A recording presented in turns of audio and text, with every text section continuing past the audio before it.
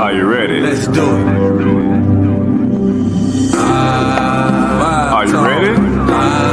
This live Are you talk. ready? Live Are you talk. ready? Yes, sir. Are you ready? And welcome to Live Talk. I am your host, Arthur Jeremiah, alongside my two co-hosts, Minister Samuel. Can you hear me, sir? Yes, sir, and welcome back to Live Talk. Okay. And the spiritual ambassador, Ike Ezekiel. Peace. Good afternoon. All right, so before we go to anything, let's go to our general statement and disclaimer. General statement. Live Talk is proudly powered by TBS Goodwill, Builders of the Highway Foundation, and Men of Purpose. Together, we're bringing about awareness to the everyday challenges facing individuals, communities, and our nation. We tell our stories, listen to yours, and always respect different perspectives. Want to share your voice? Email us at livetalkorl@gmail.com to be a guest, or if you would like to contribute to our mission, purpose, go to livetalkorl.com to give a donation. Disclaimer. Information provided during this event and others to come does not constitute the official opinion of Live Talk or its affiliate entities. It is strongly recommended that viewers seek independent expert advice regarding any topics discussed, as legal requirements differ significantly across jurisdictions and are subject to frequent changes. If you have questions or concerns, you can always email us at livetalkorl@gmail.com, or you can DM us on Facebook and or Instagram at Live Talk Orlando. All right. We have to get that out of the way. My brothers, we are in different locations all over the country. Minister, how you doing, sir? Doing great this morning, or this afternoon. Like you say, we spanning the globe. We're spanning the globe. Our brother Ike Ezekiel. Beautiful. Everything is magnificent. Golden in the land. Yes, sir. All right. So as for me, we finally finished up on tax season. However, it seems like it's continuing, but deadlines is done. I'm not going to stress anybody about completing a deadline. We will get you done. We had to file extensions, but it's better now. I would say that much. And then we had a beautiful event yesterday. Minister, I was trying to get you to right in the community, right over there. What is the El Claudia Allen Center. Yes, sir. Yes, it was based off of real estate, NARAP and Women's Council. They had an event, like a real estate event, and I was pushed onto a panel to talk about investments, investing in real estate, and it was a great event. We had our dear commissioner there, brother I went to school with. Matter of fact, we brushed elbows and over there in Jones High, Brother Bacardi Burns. Had a great conversation with him, had some great interviews as well. So I will be bringing a lot of that to the show. Because at the same time, we're journalists as well. Y'all know that, right? So we have to stay in the community, make sure we bring all that back to Live Talk so we can talk about it. Correct. But my family, we're going to get right into the show today. I will give you a rundown. First, we're going to have the minister word of today.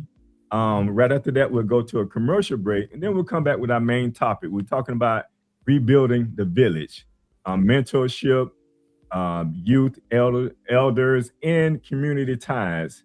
And then from there, we'll go to another commercial break, and then we'll come back and we'll see what's on our brother Ike Ezekiel's mind. I'm pretty sure he'll share with us what's on his mind, and we'll talk about that a little bit, and then we'll get ready to close out with a motivational quote or reading from the host. So, minister, with no further ado, what is the word of today? Okay, our word of today, April the 19th, 2026, is going to be community.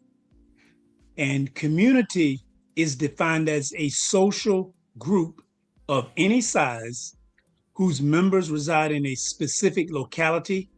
They can share government and often have a common cultural and historical heritage. Community, a group of people living together and practicing common ownership. Community, sharing or having certain attitudes and interests in common. A unified body of individuals.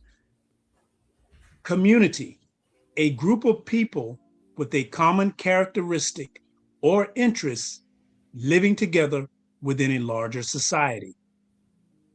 Also, a state or feeling of caring about and wanting to interact with others within a group. Some synonyms of community are similarity, agreement, identity, neighborhood, and village. And that word brought to mind a scripture that I kind of enjoy from Ecclesiastes 4:9 through 12, where it says two are better than one. But the word of the day, community. All right. Well, we appreciate that word of the day. I'm pretty sure we're going to hear a lot of that today as we get into our main topic. But we'll go to a commercial break and we'll be right back. Because Scott & Associates always treats me like family, I refer my family to them. So when preparing for my taxes and I know exactly what to bring in coming in, it makes the process so much easier. Anyone should hire Scott & Associates because they are professional, respectful, and very knowledgeable. And with all of my heart, I can always count on them.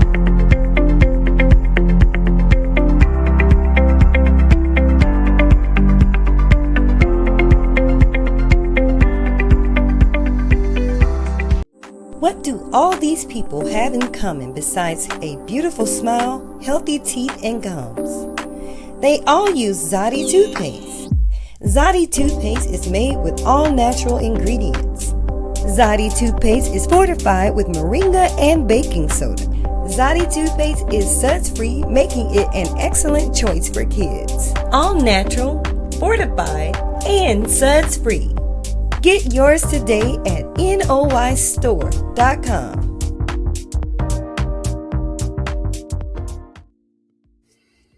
All right. Welcome back. And as we get into our program today, we, of course, we're talking about community. We're going to be talking about rebuilding the village. And everybody talks about the village.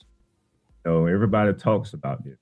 But the real question is, where did the village go? Today, we're talking about mentorship, our youth, our elders, and how we rebuild real community in a disconnected world. Because everything we talked about this season, healing, money, we're going to talk about love in our next show. We're going to get deep into that. But it all comes back to this. We need each other. So today, brothers, I want to start off, I want to get personal. I want to connect with our listeners. I want them to be able to connect with us. So when you think about growing up, who were the people that helped raise you outside of your parents? So we're going to get a little up close and personal with this question here. And which one of you brothers want to chime in first on that one? I can start. I had two key people in my community that gave me a perspective on different courses of life. I had an auntie who was very successful track coach. And she showed me what hard work, dedication, and education can take you as far as you choose to go. She instilled an understanding that you have to read in order to know, because people before you have left their wisdom to guide you, and they put it in books or they put it in videos. So you have to do your research about whatever subject matter that you want to get into, because somebody has already did that previous to you trying to accomplish that. So you piggyback off of the knowledge that they leave behind. You're not the first plumber. Somebody was doing plumbing before you. So learn from them. Like today, they got all these plumbing for dummies, this for dummies, or that for dummies, or instructional tutorial videos to help you understand how to accelerate your growth in a particular skill set. And then growing up in what's known as the hood, you have hood figures that you look up to, the local guys in the neighborhood. And there was one particular guy that seemed to have it all. He had the money, he had the jewelry, he had the reverence from the masses of people within the community.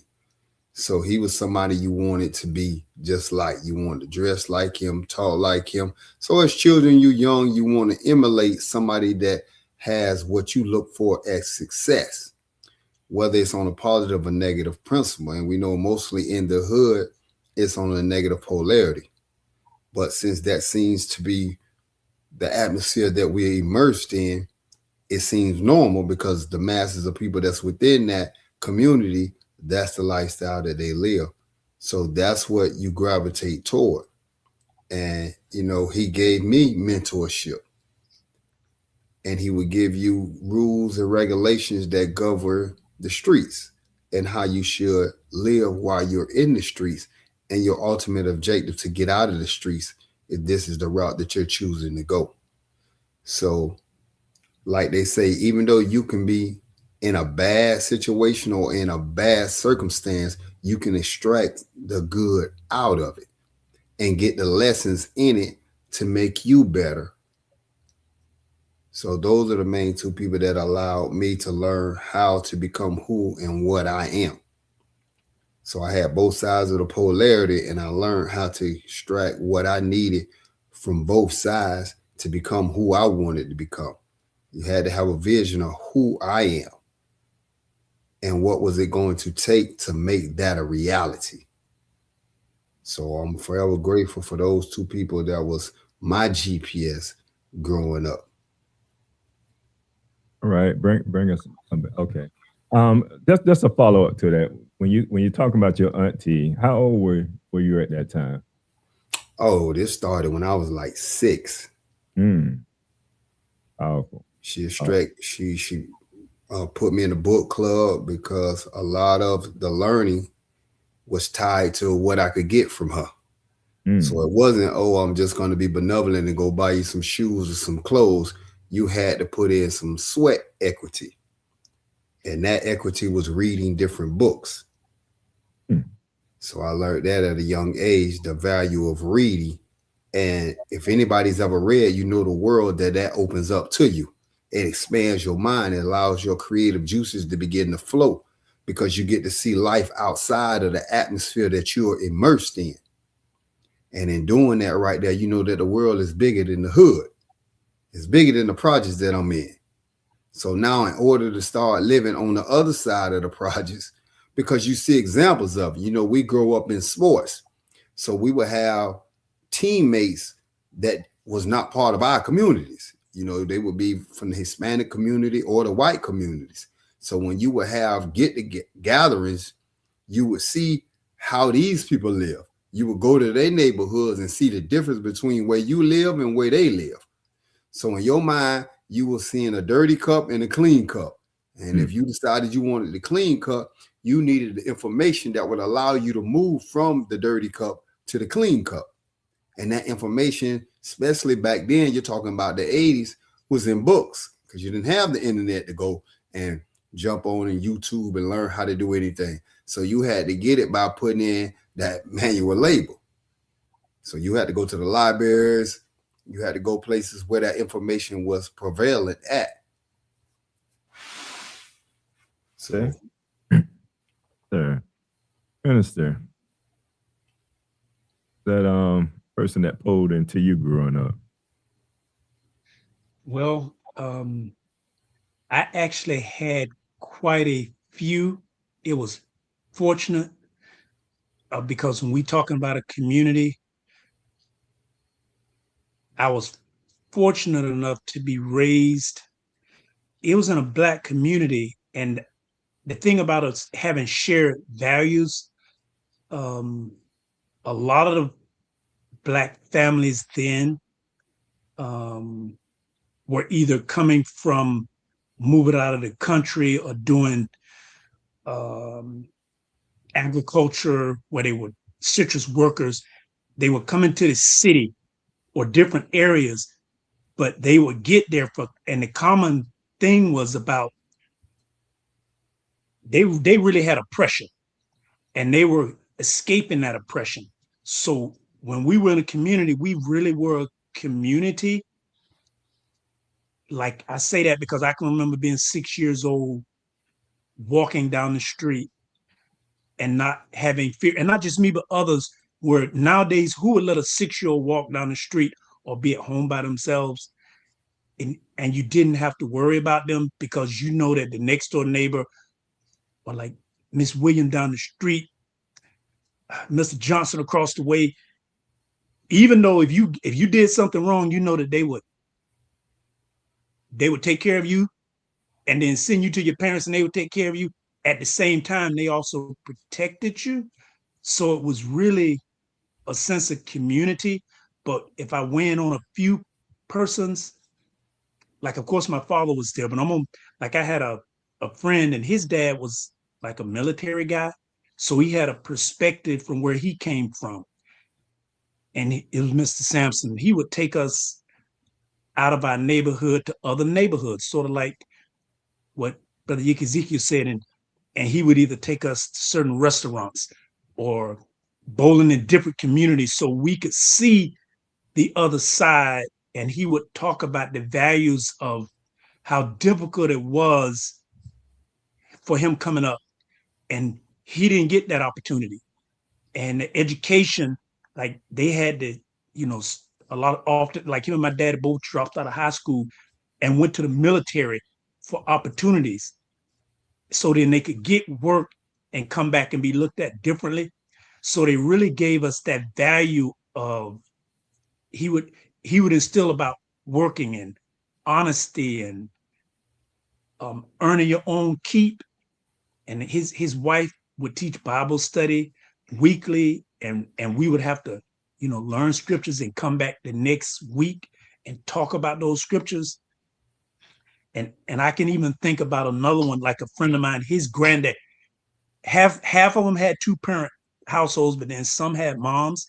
My friend, he had a single mom, but being raised by the grandparents. So she lived there, but his dad, Mr. Buck, and he probably had only a 3rd grade education, but he was entrepreneurial.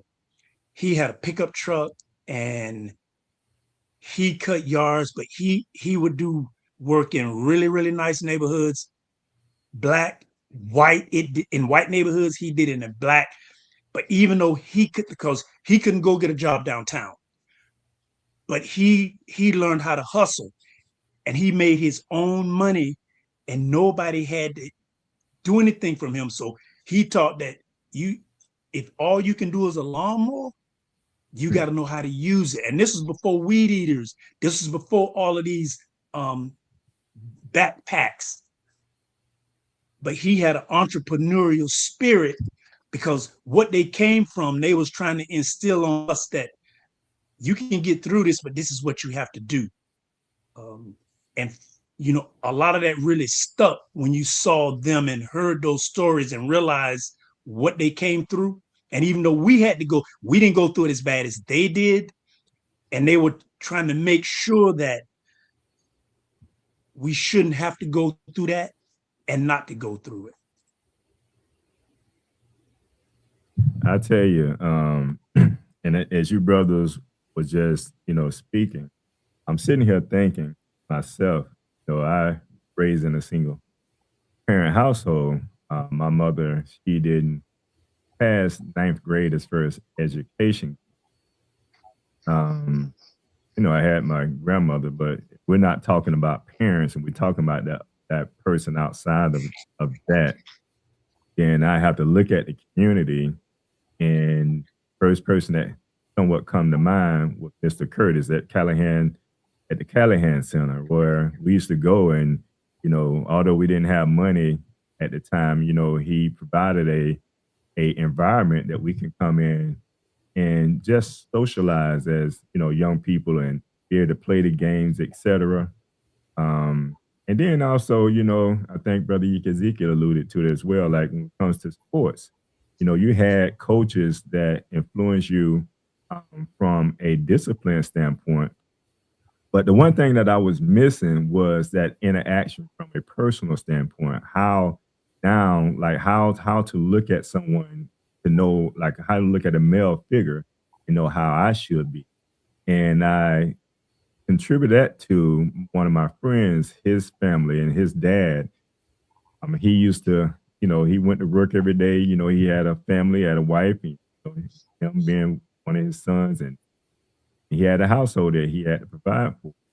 But when he would get paid, he kind of looked at me as a son. He would, give his son some money, of course, but I'm with him, so he would give me something, and then he would take us fishing. So he gave me the idea of what a father figure looked like, somewhat manhood, if you will. And I always remember that from this day. And I would say just the community itself.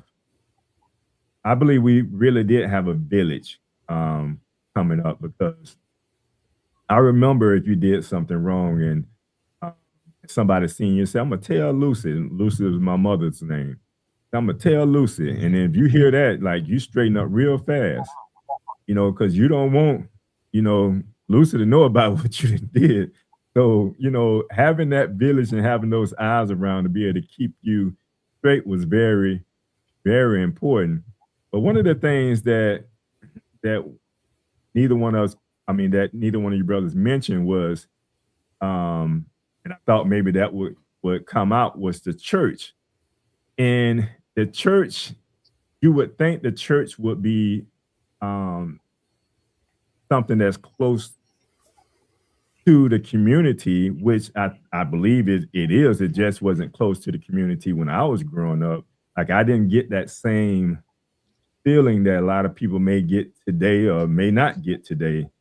But I remember being in a very poverty-stricken condition, and all I can see, like my mother used to talk about God, and then when I would look on the wall and I see this,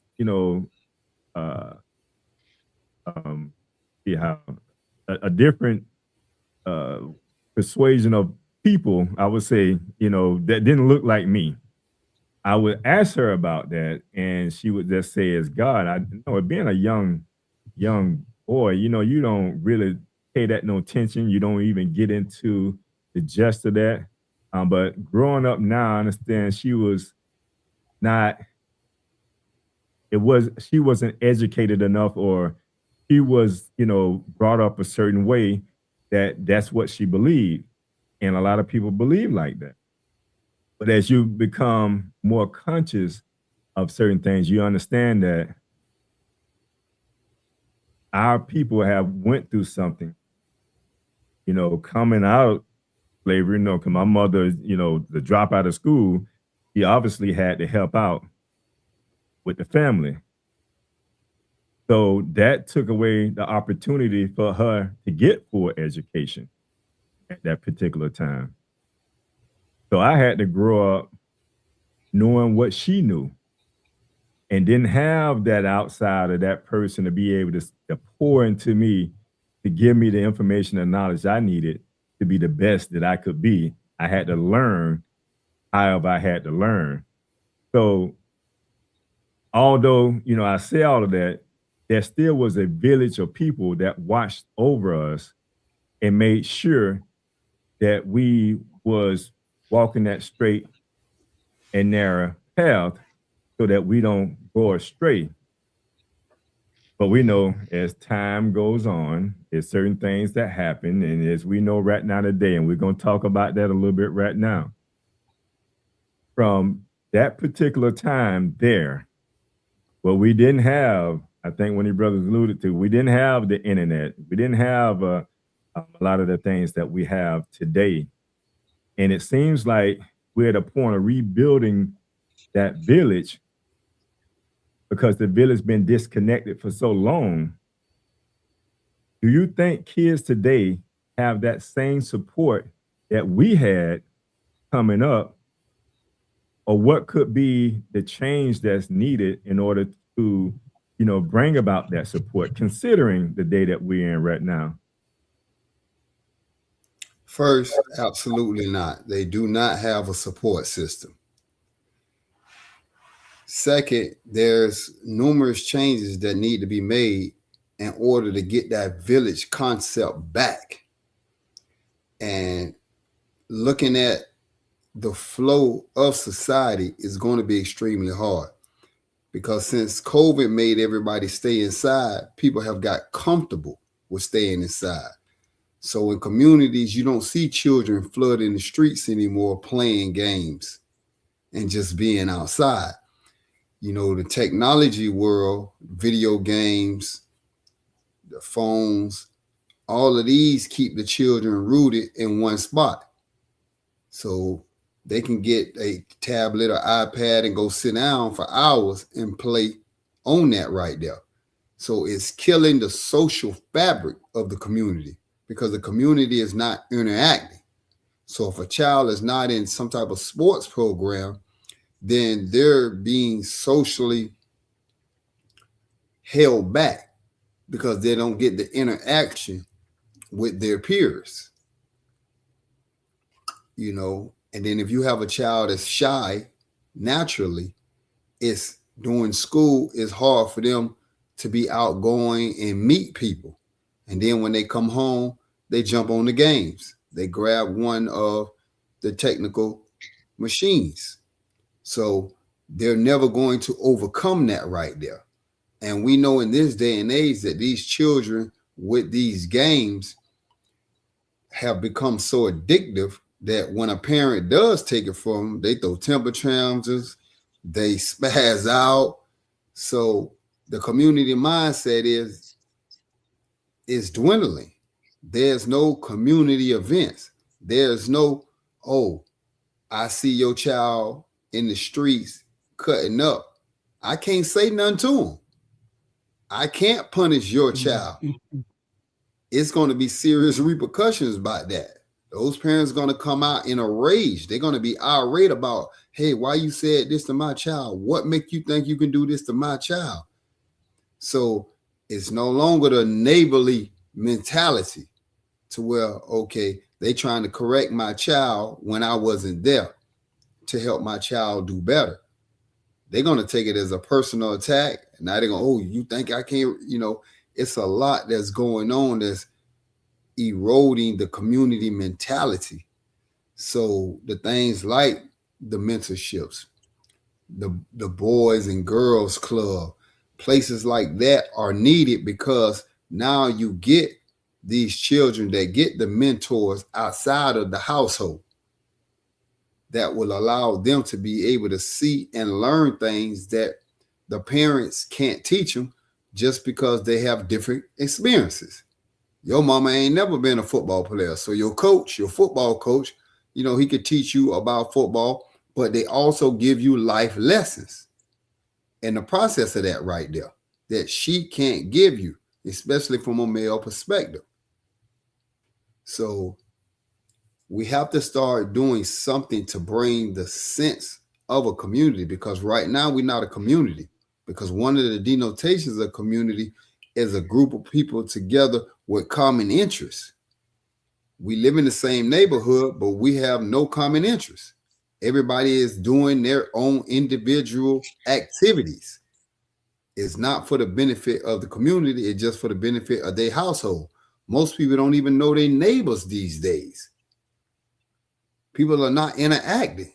So it's a large hurdle that has to be overcome to get back to the 80s, the 70s, and the 60s when everybody used to interact with one another.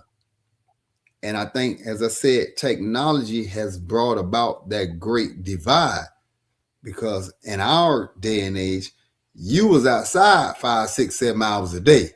Right. Well, don't come back in this house till later. Right? Now, these children, they get these gadgets as they new babysitters. So, yeah, they definitely behind times, and they're becoming socially awkward. And that's why the bullying and all that, these children don't know how to deal with it. So we definitely, as communities, need to make changes so that we can start acting like a community. We're not like the ants where everybody is interacting and making moves for the betterment of the colony. Today, everybody is just being selfish individuals. They're not caring about their neighbor's welfare. And there's no love thy neighbor in the communities today.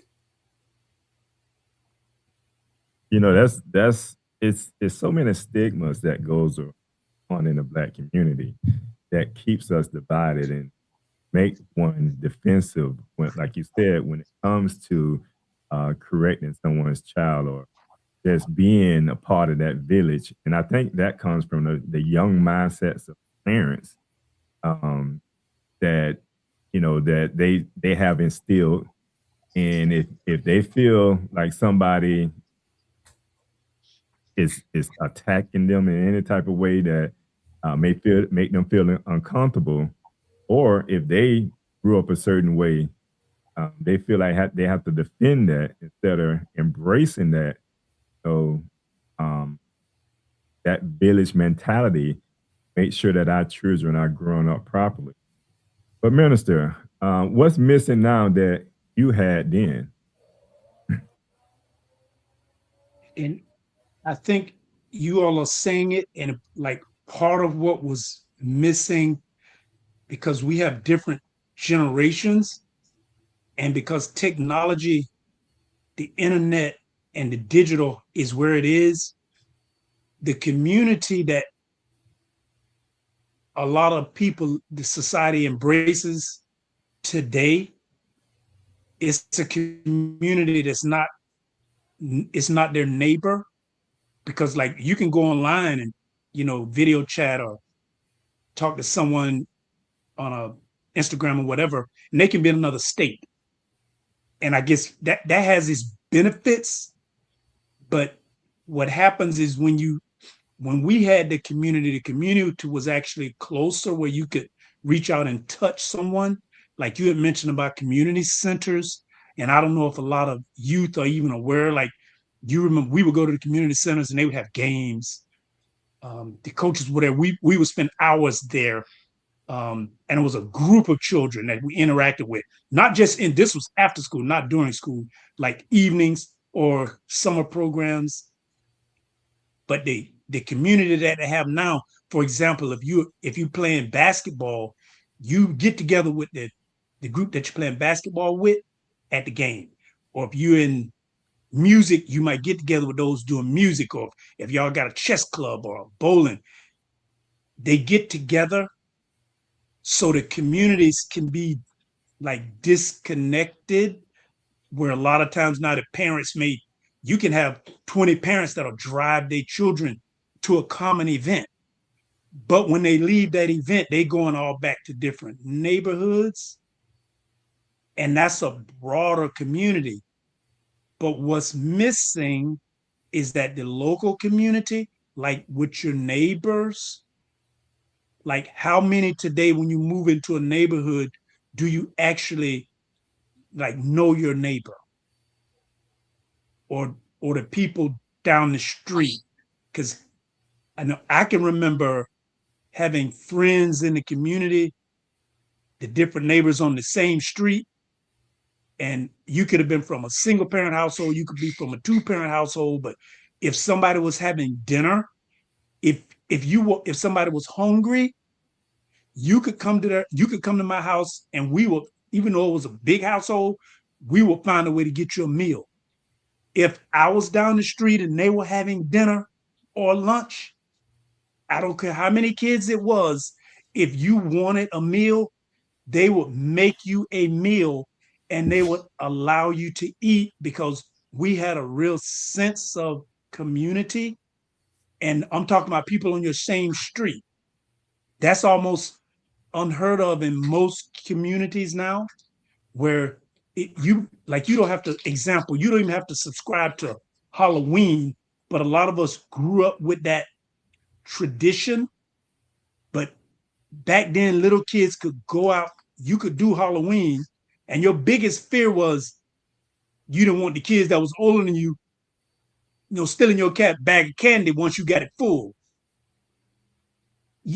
But you didn't have that fear of somebody poisoning the candy or doing something ungodly to the children, because we literally looked out for the community. And those concerns were not there because it was closer, and because we have gotten, like, it's my child, you can't talk to my child, you can't touch my child, and different, like, parenting has changed. So like you say, you can't talk to somebody about their child. So if they're going out trick-or-treating now, the parents take them. When we went out, the grown parents would not take no kids to no trick. You might have your big brother, like your big sister, so the big kids didn't steal your candy. But now the adult has to go with the child, because there's a fear and a society, because it is so expanded. It's like, I got to protect my child, because that protection, that part of the community that protected you is no longer there.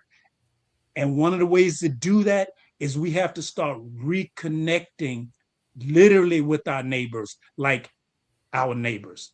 And the society that we produce now really tells you to disconnect from your neighbors. Like fences were to keep the dog in, keep people from breaking in your property. Fences now, when it's privacy, it's almost like, don't bother me. And there's a difference. You can have a one type fence, but you can have another type fence but there was a difference. And there is a difference. Right. Yeah, because when you have the afraid to live in their own community, or you would go in someone's house and they have bars on the window, bars on the door, and if, God forbid, if a fire happens, they forget where the key is at. They're not getting out. And if they haven't given it to the fire department, by the time they get in there, it's going to be too late. But it's the community that we're living in, where the elderly is afraid of the youth. And when I just look back and I think about, everything that we said, and just realize how it truly impacted me, or impacted us, and I can tell from you brothers, how that really impacted you. And like, even to this day, when I would see like older people and how they would recognize me is through my mom, because even at that particular time, they knew who her children were. And they was able to see me. And I guess my mother was a very kind and nice woman. And she was very, open to that village concept. If you see my son doing something that's not right, you have the authority or the right to reprimand him. And that's what you're seeing at that time in the community. So the question becomes, like, listening to everything that we're talking about, like, right now, it really makes you wonder, what changed? What are some of the things that may have changed up to this point here from what we experienced? That's simple. The war on drugs. There you go. That created the collapse of community. Because everything that we were saying up until the war on drugs was a community mentality. From the feeding, from the looking out, to the housing, to, hey, yeah, I'll watch your children while you're at work to make sure you can go to work. All of those neighborly duties disintegrated when the crack cocaine decimated the communities. Now you couldn't depend on your neighbor no more because they was on drugs. And while they on drugs, I can't have you looking after my children because you're not in the right mind frame to be able to accomplish that. So that was the beginning of the end of community. Once that spread like wildfire through the communities, then everything went downhill. And it eventually led to the technology age, which just further keep pushing it downhill. As we already said, that it's keeping neighbors from knowing one another. Most people right now don't know their immediate neighbors. And I mean the houses next door to them. They know nothing about these people. So if you don't know your neighbors, we can never be a community. And I think it started then with the war on drugs. You know, I was talking to a brother yesterday, and you hit the nail right on the head. That he was driving to his neighborhood, into his garage, and he really don't see his neighbors like that. And it didn't dawn on him until later. He was like, man, I really don't connect with my neighbors like that. I have to get more into the community, connecting with my neighbors and people. We have to get back to that. We're just talking about this yesterday. And I believe that's, and even there has to be a stigma there when it comes to that. It's a reason why we do the things that we do. And I think it's based on societal norms and what we see happening every day, where you may be in a neighborhood, nice neighborhood, Black community. You have homeowners there, because there's a lot of neighbors, like neighborhoods like that. Minister, you live in a neighborhood like that. Homeowners, been homeowners for like a long time. These are teachers. These are, principals, judges, that live in these communities that are, Black folks, prominent Black folks, but have, children that have, brought grandchildren that they on a whole nother level, of thinking. And it's like, you're trying to shield yourself from that. So are we more guarded today, Minister, than before? I say we definitely are, because even in the communities, and we have those, community meetings where we do come together. And, the Commissioner Burns, he was just out last week, and we get 25 people at a meeting. That's great, because that's a lot of people. But there's hundreds of people in the community. And the unfortunate thing is, the strongest support is from those middle to older. It's hard to get the younger people to come out because they don't see the value in neighbors and community. And we're working on trying to overcome that by reaching out to them one-to-one, because they really don't get that concept of your physical neighbor being your neighbor. And like my brother said, that the one with the drug, the crack and the cocaine, it did a social economic thing, and it changed that spirit of community. And I think it's what caused people to withdraw. And then once we withdraw, it's like that community and the neighborhoods begin to crumble because you don't have that unity that you should have. I also believe another thing changed. They start to change certain laws when we talk about, disciplining our children. Because I got disciplined when I came up.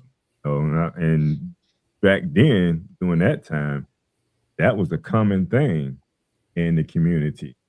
Don't spare the rod, correct the child. That's biblical, lessons that are taught. But nowadays, you can't do none of those things. In fact, you may not need to do many of those things because of the technology age it is. You can take a phone from a child, but I think Ezekiel alluded to, they trip out when you do that, and it's like now you almost want to choke them out, but it's like you don't want to go to jail neither. So I believe that's one of the things that was taken away as well through just laws, importance of just disciplining. And there are many different forms of discipline. Don't get me wrong. I don't mean beating your children until they're unconscious, but there are just different forms of discipline that we have to take, I believe, within the community that one needs in order to understand the importance of walking that straight and narrow path.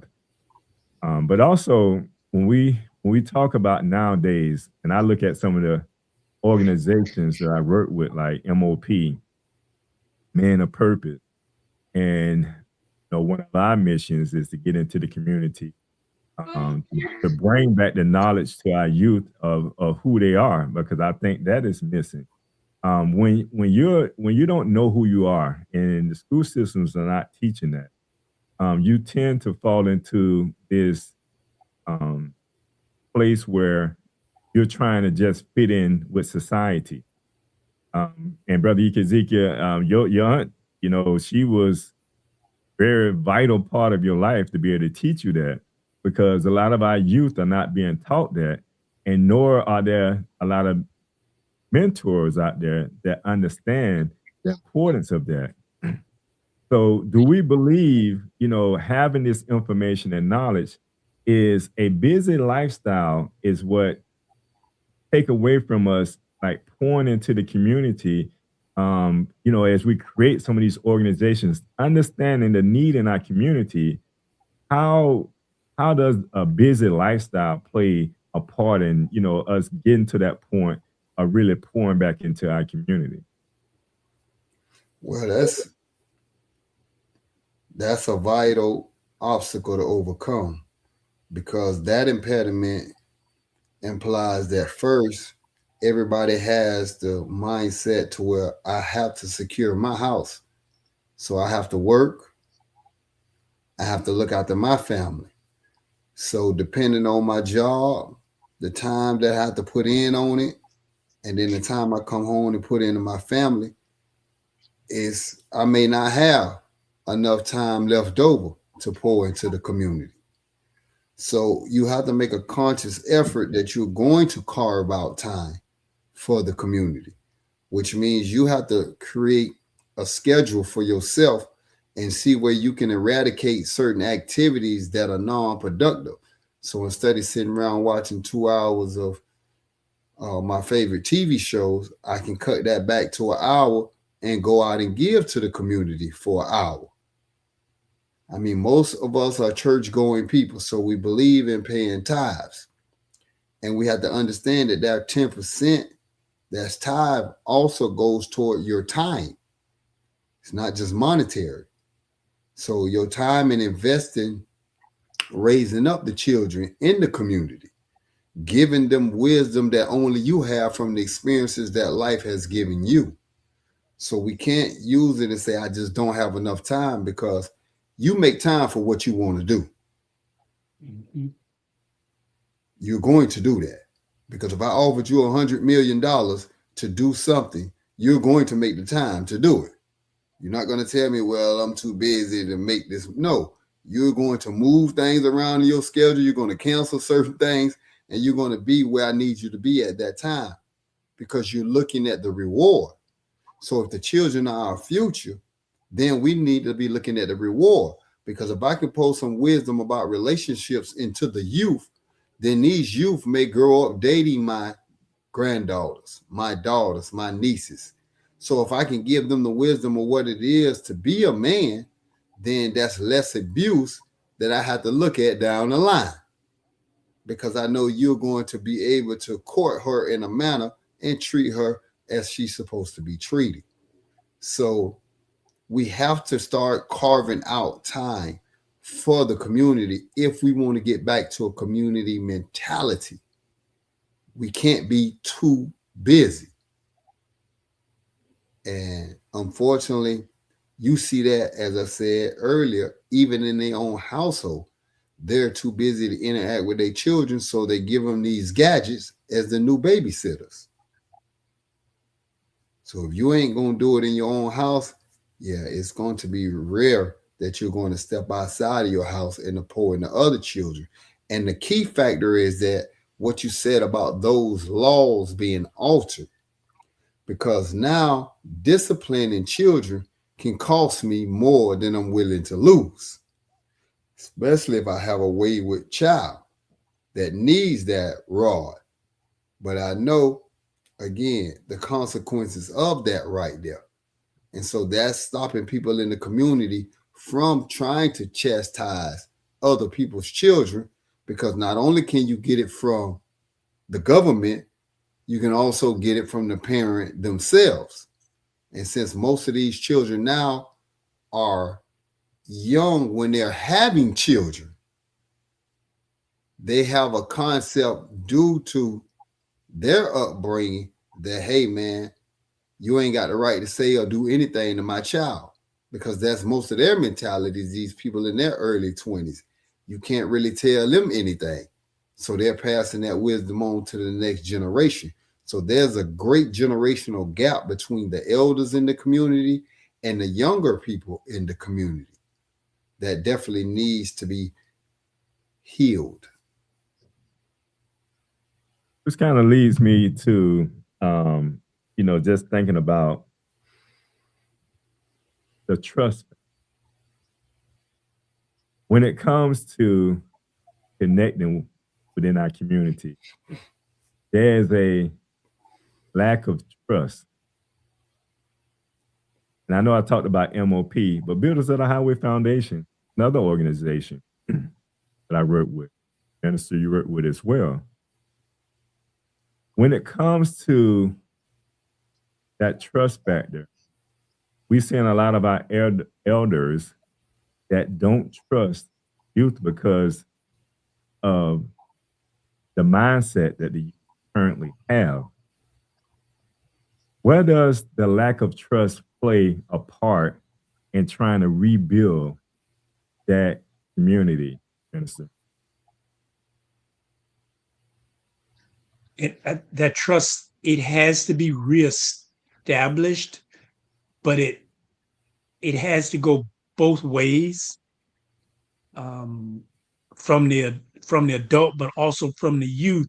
And that's where it also, like the community, it have to be from the parent to let your child know, like, those simple values of respecting your elders, even if they're not your biological parent. It's like you really have to be able to instill that, because if that can be instilled, then a child will know to respect their elders. Because in the communities that we grew up in, it's like the people knew who you were. Even if you weren't on your street, they knew your parent. They knew your mama name, or they knew your daddy name, or they knew your auntie name. And they really didn't have to touch you.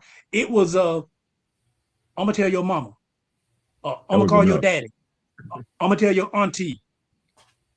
And you know enough that I'm not gonna do that.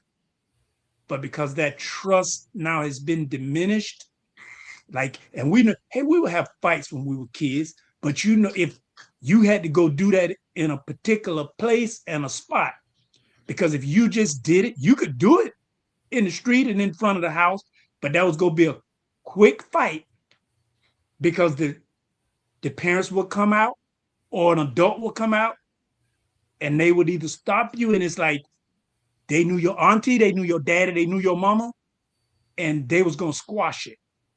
Where now, because that respect is not there, like I know that at one point with youth in my neighborhood, when the children knew me and they would call me, it's called in Hebrew, it's Abba, even though I'm not I could talk to their children, I could discipline their children, like, you're not gonna do that, I'm gonna take you home.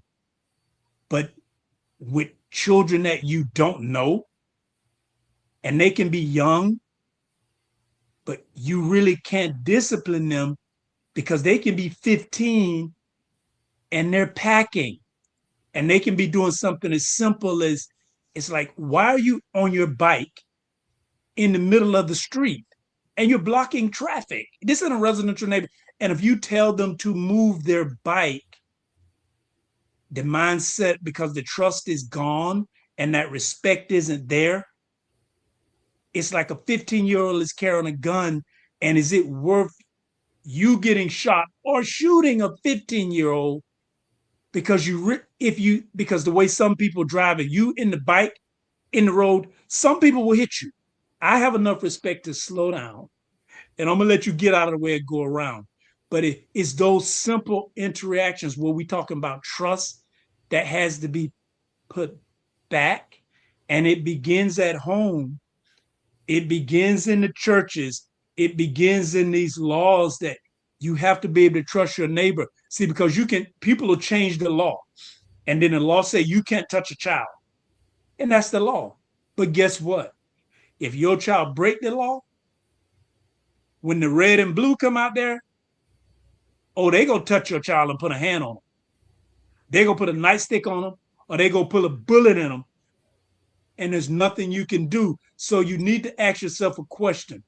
Would you rather have your neighbor talking to your child, or do you want the law to come talk to your child? And if you look like us and the law don't look like us, and it sometimes can look like us, but because they're in our community, that outcome for your child is going to be a lot more detrimental than having a neighbor bring your child back home, than the law to come to your door with a message of your child not coming back home. And I think people don't see the reality of that community of, that's what that law says. Because, hey, you touch my child, oh, now they get ready to come out there with you. But the law can touch your child, and then you can't do anything about it. And now we got to go hire high-powered attorneys to talk about police brutality in our community. When if we brought that trust back, we would need the police to be police in our community. Not like that. And you touched on a couple of things, like the fear of getting involved. So I remember back in the days, if someone is fighting, adult driving, it stop and just jump out the car, yo, stop, break it up, and it wasn't like no fear of doing that at that time. But like you said, nowadays a 15-year-old is packing. So you thinking twice about that. You know what? Let me just mind my business and keep it pushing. And that's the thing about it, and that's the trust factor we're talking about. Can I even trust this situation to take to go into doing the things that we would do, that we would see adults do when we was coming up? Or should I just leave that alone because I'm not sure of what may come out of this situation? And nowadays, because you can be packing, they can be packing, and for the most part, if you're packing, that means you may know how to use a gun. If they packing, they don't know how to use no gun. So even if they shoot at you, they may shoot everybody else but you. So that's a thing that we have to just be mindful of as well. when dealing with our youth nowadays, and it ain't about judging them, it's about the society that we're living in. And then one of the things too, we talked about a little bit was technology and how it's replacing relationships because everything now is about social media. And we have friends that is not our friends, but we think everybody that's connected to us are our friends.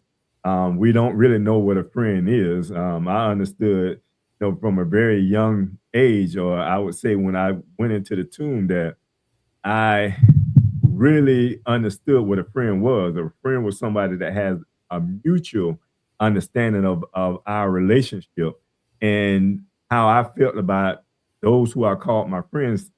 Obviously, they didn't feel the same way about me. So they wasn't a friend of mine. And I tell my children to my grandchildren, they be very careful about who you call your friends. Those are your associates. A friend, and you can like them however you want to. You may, have a special connection there with them. If something happened, you may give to them, but they may not feel the same about you. So they just may not be your friend, they're your associate. And I think nowadays, I think that's a confusion as well when it comes to technology replacing relationships, and then also just understanding who your friends are. Um, and since and I think we're about getting to that time of switching gears, but I just want to bring this up, and I want us to kind of close out on this here. If the village is missing, the question becomes, who needs it the most right now? Who needs that connection? What do Black youth need today that they're not getting? More than anything, they need mentorship. When you get in your car in this day and age, in order to go to another city, you have to attach your GPS. Your GPS gives you directions on how to get to the place that you are designated to go. So, just the same, the youth need the wisdom from the elders as a GPS because the roads that they're going down, the elders have already paved the way and been down those roads. So I can tell you the outcome. I can point out where the speed bumps at. I can point out where the stop signs at. I can point out where the potholes at. And if you listen to that right there, it'll save wear and tear on your car because you won't have to run over those things. So it'll benefit the youth as well as the elders because you're looking at a youth that's living in a different world than you grew up in. So it'll force you to learn this new world. You would have to understand why they behave like that. Why is a 13, 14, 15-year-old in a gang packing guns and ready to shoot at will? What motivating factor has him feeling that he has to live this particular lifestyle? And why is these youth gravitating toward the gangs more than the churches, more than the boys and the girls club? What is so alluring about these gangs that the children are starting to flood them? And what are they standing for? So the elders have to begin to say, hey, man, instead of downgrading them, instead of being afraid of them, we have to go and you have to speak their language. So you have to understand the psychology that has them acting in the manner that they do. Because we was once young and older elders used to try to tell us things, and we knew how stubborn and rebellious that we could be against that because we felt that their wisdom was outdated. It wasn't applicable in our lives at this time. Man, stuff don't go like it was back in the days when you was young. We living in a different era. So it's the same thing for us now.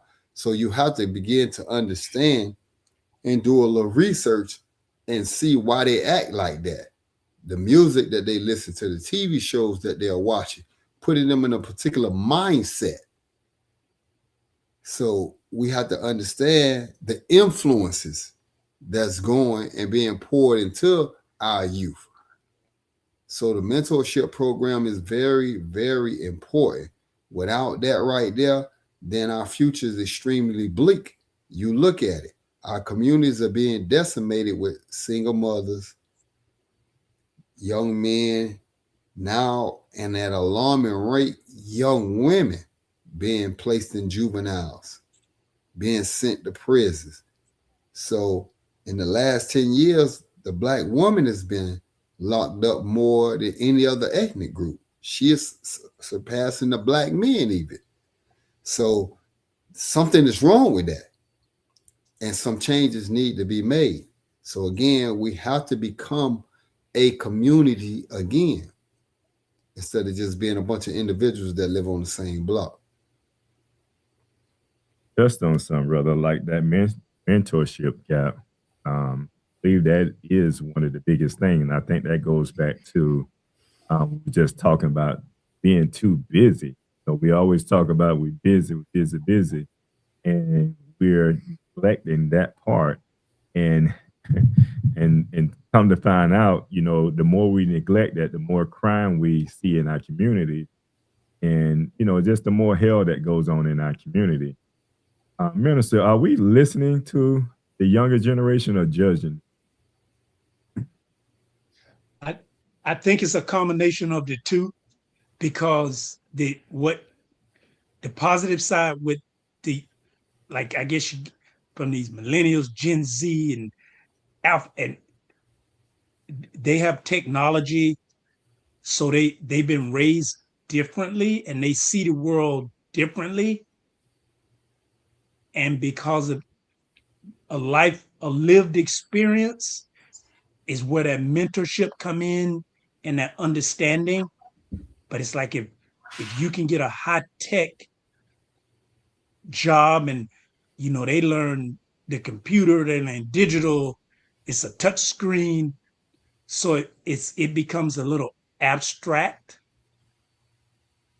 So that mentorship and that understanding of like a mentorship is missing, because they may not see the need and understand the importance of the disconnect.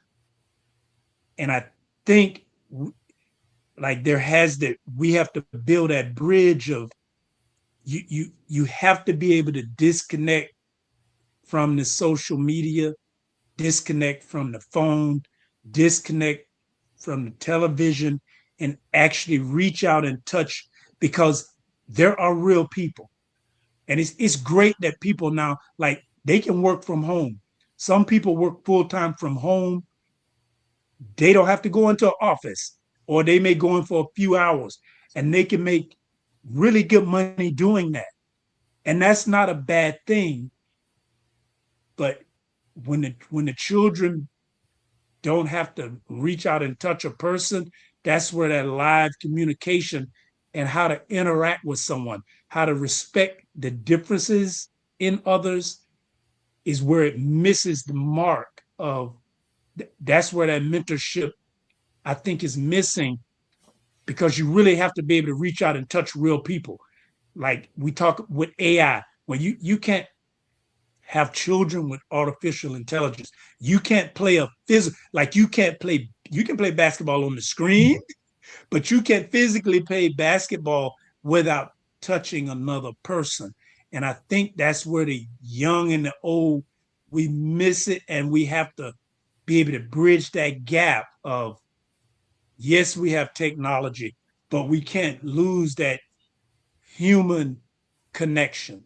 And I think that's what's missing. The mentorship is that human connection of one-on-one, and not just being digital, but being able to actually talk to someone, to be able to touch someone and know that that's okay. Yeah, I just think, I believe, in my opinion, especially when it comes to social media, I think social media works both ways. I think they use it as a therapeutic device. I see sometimes, like when we're talking about listening to them, because they're on social media, sometimes we have to tune into it just to hear where they are and where they're coming from, because they'll share some of their most personal sides of themselves on social media. and they'll talk about things and just reach out to people and hope that people can respond to them, give them some type of advice and motivation. I think a part of that is listening in and trying to connect with them because of where they are in this social age and environment. It's hard to kind of get them into a location and minister to them or give them life skills. Um, but when you connect with them socially, now they build a certain trust, and I think this nowadays that's how youth are building their trust in the elderly is through social media and things of that nature because they're not trying to talk to parents and they're looking for somebody that are going through or went through some of the challenges that they're going through at this time. And those are the people that they can connect with. Even coming up with this here program that we have right here, Live Talk. Live Talk is about the community, about giving back to the community or helping the community. And as people tune into our show, whether they're adults or children, if you're an adult, you have children, and the same information that we share on this show, you can be sharing with your youth, or you can use some of the advice that we share on this show to begin to connect with your youth, because there are just many different ways when it comes to our youth that they can be connected with, and it's just not one way. We have to find how we can begin listening to them, so now we can deal with their situations and what they're dealing with on a daily basis. Because it can be something in school that's dealing with a peer where they're being bullied or something of that nature. And they're not going to talk about that to anyone. They feel either uncomfortable to talk about it or they're embarrassed to talk about it. But they will go to social media. If you remember, like any youth that have taken their life, there were signs on social media that led up to that people was ignoring. So it's like we have to get back to listening to our youth on the channels that they are sending out those frequencies on. So I mean, and that's just my thought and my opinion around that. And I know we have to get ready to switch gears, but you brothers, do you have anything else on that subject around rebuilding our village? No, sir. All right, so we'll go to a commercial break and we'll come back with switch gears. What do all these people have in common besides a beautiful smile, healthy teeth, and gums? They all use Zodi toothpaste. Zodi toothpaste is made with all natural ingredients. Zodi toothpaste is fortified with moringa and baking soda. Zodi toothpaste is suds-free, making it an excellent choice for kids. All natural, fortified, and suds-free. Get yours today at noistore.com. Because Scott & Associates always treats me like family, I refer my family to them. So when preparing for my taxes and I know exactly what to bring in coming in, it makes the process so much easier. Anyone should hire Scott & Associates because they are professional, respectful, and very knowledgeable. And with all of my heart, I can always count on them.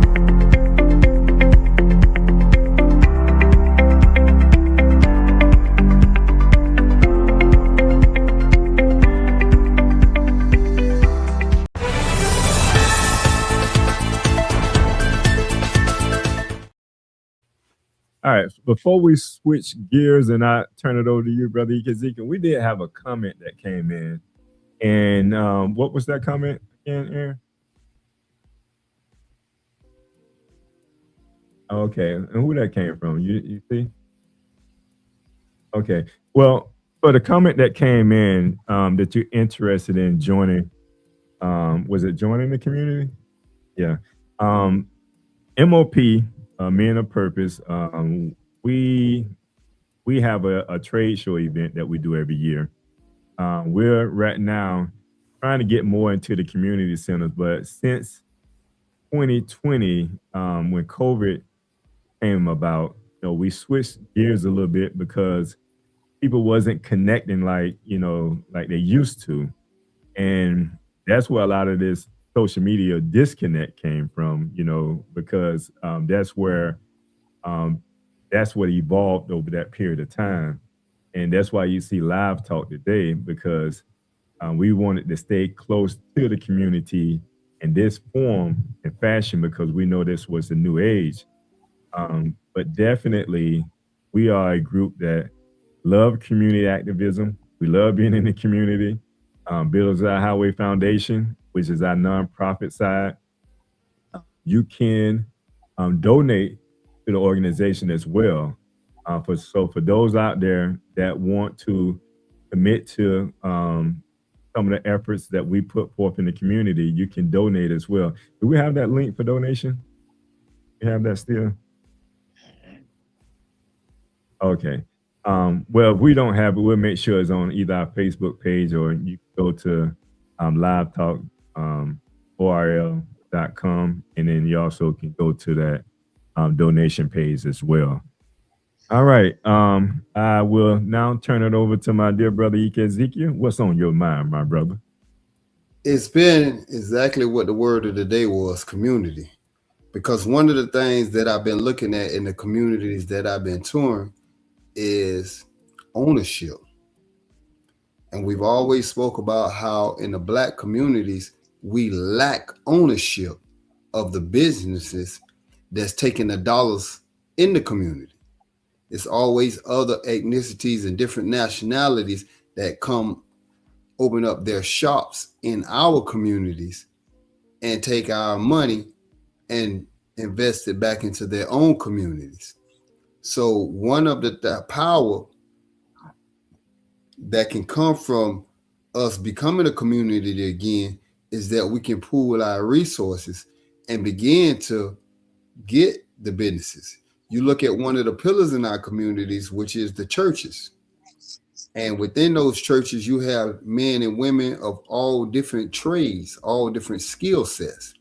So we can begin to set up apprenticeships within those churches that will teach the youth how to get a particular skill set, or how to learn about finances, relationships, things of these natures right here, so that we can start investing back in our communities, as far as everybody putting their money together, opening up a hair salon or a barber shop, which is a lot of the men and women in the communities are doing these things on their porches, in their houses, in their garages. They're already being the entrepreneur mindset with that particular skill set that they have. Now we need to just be able to magnify that. But again, they are not making enough as individuals as they would if the rest of the community invested into that right there. And everybody, you get 9, 10 people that's doing hair. Hey man, let's get this building over here and let's open up this salon, and everybody gets shares in it and so forth. And now everybody got a place that they can go to, instead of, dealing with individual barbers and all of that when you're trying to catch them on a time frame. You got one place that's going to be open, whatever the schedule is, that you can go to and get this done for you. So we just lacking ownership. And it's amazing because when you look at the stats of how much money flowed through the Black communities, it's appalling to know that it's not coming back in. It's just a one-way route. It's like how the rappers saying they blowing money fast. That's what we doing in our communities. And we're not getting anything for it because it's gone. We can't say, hey, man, I used the money and now look, I got this particular shop over here. I got this business started over here that will feed the community. So that's one of the things that we have to get back to, because every other community doing it. Because they're not going to let you come in there and open up a community in their business. Your business is in their community. That's never going to happen. They're going to run you out. You won't even get the license or anything to purchase or rent a building in their communities, because they understand the power of the dollar. So we have to get that same mindset and tell people, hey, even if you're coming in our communities, we need to see how the money that we're pouring into your store is coming back to our communities. What are you doing to build our communities up with this money right here? So, it's very disheartening to see. And I think this is why the gentrification was so easily implemented, because they didn't have to fight businesses to get the communities and get everybody out of the communities, because most of us was on public housing in some form.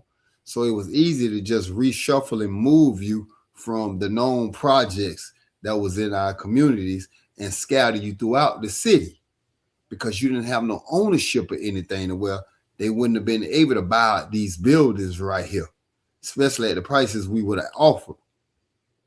And this is where we're lacking. So we got to get back to this. And what will it take for this to become a reality? How do we start owning our communities? Because we've been in these hoods since we've been over here. We've been in the ghetto for over 4 centuries, but we don't own the ghetto. But the moment that the Haitians get off the boat, they build little Haiti. The people from Cuba get off, they got little Cuba. So all these other communities, the Asians get off, they got Chinatown. They're building in their communities by trading with one another. They understand the synergism of, hey, if we work together, we got more collectively than we do as individuals. So this is the mindset that we got to get back. So in that piggybacks off of what we're saying about the mentorship, about the community ties.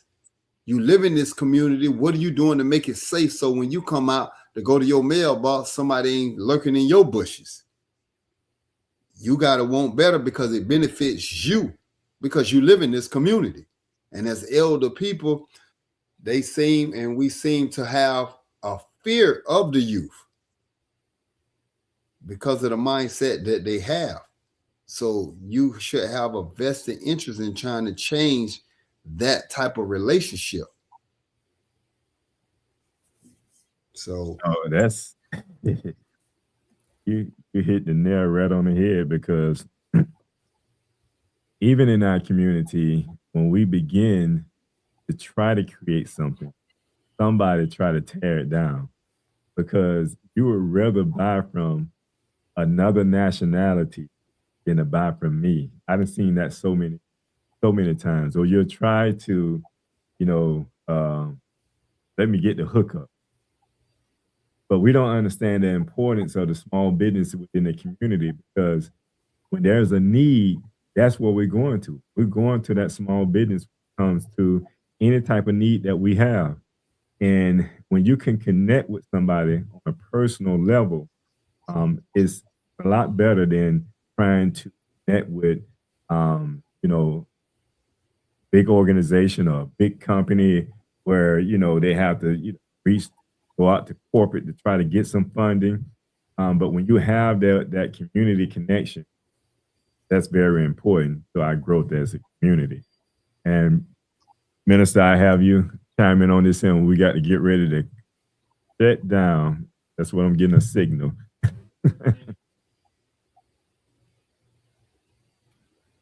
Actually, I was trying to take it back with that comment that we had, and I couldn't do it because I didn't want to do something technical in the background. But I was wondering if the person who wanted to join the community, I know we put the where they could donate. I don't know if a technical person could do it, but send them either text or email. I wonder, would they be interested in joining a show, or would have some information that we could reach out to them, because they possibly may want to join a show, and I couldn't send it to them without disturbing the program. Oh, okay. Yeah. We had another comment too. Well, that comment, they said they were interested in joining the community. Yeah, but it seemed like another one came in too. So what we'll do, like, give the email address. Is livetalkor@gmail.com. Definitely reach out to us that way. Yes, and that might be a better way to respond. Because I'm remote, and I didn't want to accidentally drop off or disrupt the program And I didn't want to make it. So yeah, if they could reach us by email, or we could reach back to an email, that would be great. I can't see it. Do it say live talk ORL? Yes, sir. .com?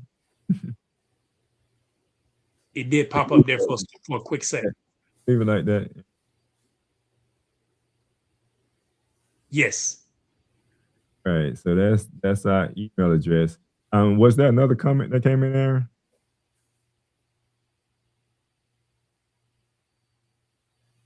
Okay. It said cooperation is key for the community ownership. Cooperation is key for community ownership. And that's very important, because we had Sister Israel on talking about cooperatives on our last show. And that's definitely something that we have to consider when it comes to building a community. Huh? Oh. oh, that was my dear sister. What her link is at? We supposed to brought her on to the show. Well, we thank you for just supporting sister that's sending that information into us, because we always have to have that mindset of cooperative building in our community. And I think we're at the close of this show. And I'll start around the room. Well, I will start on the panel. Go ahead, last words. Peace. Just continue to pour into your communities, because it'll benefit you as well as everybody in your circle. Have a great evening. Anderson? Oh, yes, sir. Community is definitely key, and start that community with your neighbor in your local community, and then let's spread it from there. Right. And if I have to leave you with anything, I'll say this week, reach out, mentor someone, check on an elder, and build one real connection. So I say that again, mentor someone, check on an elder, and just build that real connection with someone. And I say from the host, peace and prosperity. From Live Talk, we are out. Thank you for watching Live Talk. You can follow us on Facebook, Instagram, and YouTube at Live Talk Orlando. Please subscribe to our YouTube channel. Hit on the notification button so that you can see more videos like this. You want to join the show? Email us at livetalkorl@gmail.com. You can also follow the host on Facebook and Instagram at Arthur Jeremiah. And visit the website, thenoystore.com, to pick up your copy of The Spiritual Significance of a Name.